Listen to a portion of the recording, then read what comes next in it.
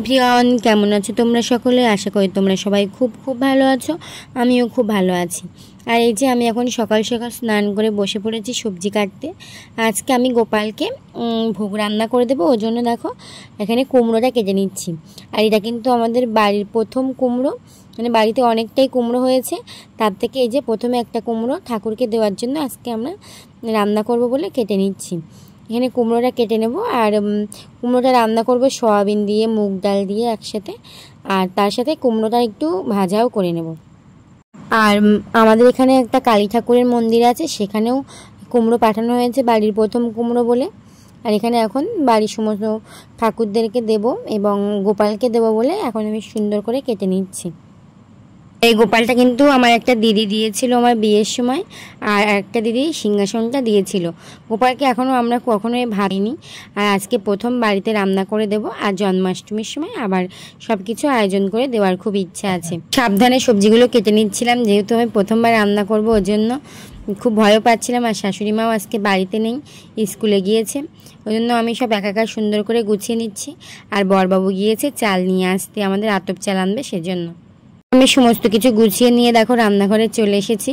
আর এখানে যে নতুন আতপ চালটা আজকে নিয়েছে সেটা দিয়েই ভাত রান্না করব। এখানে দেখো উচ্ছে ভাজা করার জন্য কেটে নিয়েছি, আলু গোল গোল করে কেটে নিয়েছি, আর কুমড়ো ভাজা করব।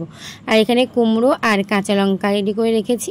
আর এই যে সয়াবিন দিয়ে রান্না করব, আর মুগ ডাল দেবো তাতে একটু। আর এই যে পিতলের হাঁড়ি নেই বলে আমি এই ডিস্কিটাতেই দেখো ভাত বসিয়ে দিয়েছি, আর পরিমাণ মতো জলও দিয়েছিলাম। আর ঠাকুরের নাম করে বলছিলাম যেন সব কিছু সুন্দর করে রেডি করতে পারি।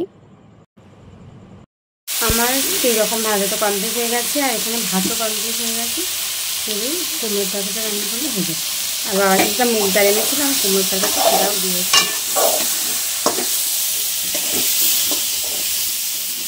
এই যে আমি দেখো কুমড়ো দিয়ে, সয়াবিন দিয়ে, আর মুগ ডাল দিয়ে এখানে রান্না করছি, আর কাঁচা লঙ্কা দিয়েছি।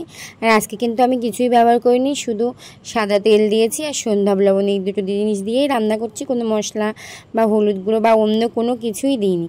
আর ভাতটা দেখো আমি ভয় পাচ্ছিলাম প্রথম দিন আতপ চাল কীভাবে রান্না করব, কিন্তু ভাতটা খুব ভালো হয়েছিল।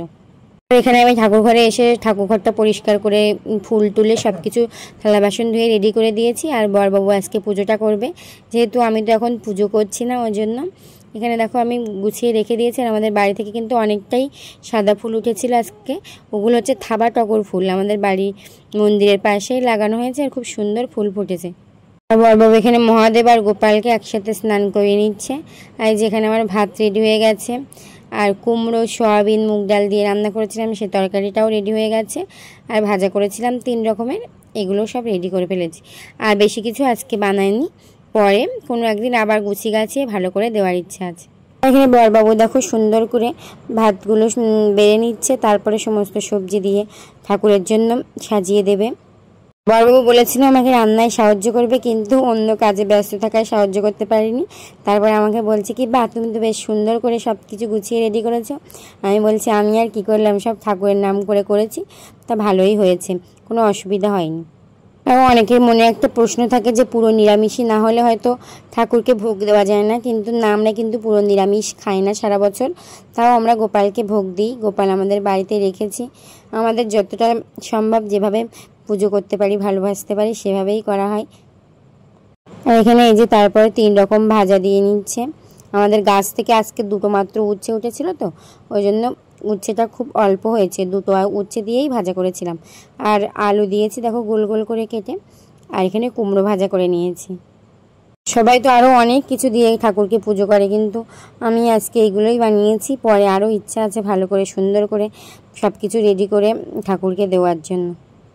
আসলে কুমড়োটা বাড়িতে হয়েছিল, সবার খুব ইচ্ছে হচ্ছিল যে ঠাকুরকে একটা দিন দেওয়া হোক, তাই সবাই মিলে ঠিক করে কুমড়োটা এর জন্য আজকে রান্না করেছি। আর তোমাদের কার কার বাড়িতে গোপাল আছে অবশ্যই কমেন্ট করে জানাবে। আর তোমরা কীভাবে সেবা করো, আমার যদি কোনো ভুল ত্রুটি হয়ে থাকে তাহলে অবশ্যই একটু কমেন্ট করবে। আমি তো জানি না অত কিছু, আমি নিজের মতো করে সব কিছু দেখো গুছিয়ে রেডি করেছি। জানি সব কিছুর আরও অনেক অনেক নিয়ম থাকে, কিন্তু আমি তো অত কিছু জানি না। আর আমি প্রথম এই গোপাল সেবা দিচ্ছি। গোপাল আমাদের বাড়িতে এসেছে 1 বছর উপরে হয়ে গেছে। নিত্যদিন যেভাবে সেবা করতে পারি সেভাবেই ফল মিষ্টি এরকম দিই, স্নান করাই, মহাদেবকেও করাই, সেরকমভাবেই পুজো দিই। কিন্তু আমি বেশি কিছু জানিও না, আর শেখার ইচ্ছা আছে। ইউটিউব দেখে মাঝে মাঝে দেখি যে সবাই কীভাবে পুজো করছে, সেভাবেই করব। আর এখানে দেখো ভোগটা পুরো রেডি করে নিয়েছে। তারপরে যে প্রসাদে তুলসী পাতা দিচ্ছে, গোপালের তুলসী পাতা প্রিয়, প্রসাদে তো দিতেই হবে। কিন্তু আমার যেহেতু মহাদেবও আছে এখানে, ওই জন্য ও আর একটা প্লেটেও ঠাকুরকে প্রসাদ বেড়ে দেবে, যেখানে তুলসী পাতা দেওয়া হবে না, যেহেতু মহাদেবের ভোগে বা মহাদেবকে তো তুলসী পাতা অর্পণ করা হয় না, ওই জন্য। আর এখানে একটু দুধও দিয়ে নিচ্ছে, আমাদের বাড়ির গরুর দুধ, তাই দিয়ে দেখো আজকে ঠাকুরকে দেওয়া হয়েছে। স্নানও করানো হয়েছিল আর কিছুটা রেখে দেওয়া হয়েছিল, তাই ঠাকুরকে দিয়ে নিচ্ছে। আর এখানে বরমশাই এখন পুজোটা একটু কমপ্লিট করে নিচ্ছে।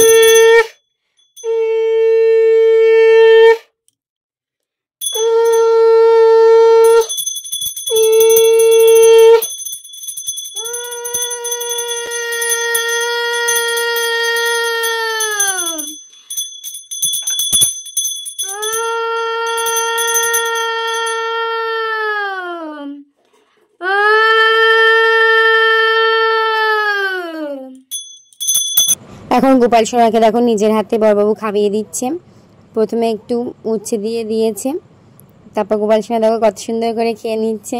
তারপর সমস্ত তরকারি দিয়ে একটু একটু করে খাইয়ে দেবে। গোপাল সোনাকে দেখে কিন্তু খুব সুন্দর লাগছিল, মনে হচ্ছিল যেন ঠাকুরও খুব খুশি হয়েছে আমাদের ভোগ রান্না দেখে। আমার তো মনে মনে এটাই মনে হচ্ছিল, মানে এটা আমার নিজের একান্ত ভাবনা। যাই হোক, তারপর আমাদের পুজো কমপ্লিট হয়ে গেছে। তারপর এখানে শ্বশুরমশাই, আমি আর বড়বাবু তিনজন দেখো প্রসাদ নিয়ে বসে পড়েছি খাওয়ার জন্য। আর ওরা বলছিল খুব সুন্দর হয়েছে। আসলে ঠাকুরের নাম করে করলে সব জিনিসই খুব ভালো হয়। আমি ভক্তি নিয়েই করেছিলাম, আমি তো কিছু বুঝতে পারছিলাম না কীভাবে কি করব, জল কতটা দেব, কি দেব। তারপরে সবই ঠিকঠাক করে দিয়েছি, আর খুব ভালোও হয়েছিল। প্রসাদের তো আর অন্য কিছু বলা যায় না, প্রসাদ তো প্রসাদেই হয়, ভগবানের একটা আলাদা দৃষ্টি থাকে। বাড়িতে অন্যভাবে এরকম সিম্পলভাবে রান্না করলে এত তৃপ্তিতে খাওয়া যায় না, কিন্তু যেহেতু প্রসাদ মন ভরে খেয়েছি, আমার তো ভীষণ ভালো লেগেছে। আর এত আনন্দ হচ্ছিল মনের ভিতরে, ভীষণ শান্তি পাচ্ছিলাম। আমি সব নিজের মতো করেছি, ভুল ত্রুটি হলে তোমরা অবশ্যই আমাকে জানিয়ে দেবে। আর আজকের মতো এই পর্যন্ত, তোমরা সবাই খুব ভালো থেকো। সবাইকে আজকের মতো টাটা, আবার দেখা হবে নতুন ব্লগের সাথে। ততক্ষণ সবাই খুব ভালো থেকো, টাটা সবাইকে।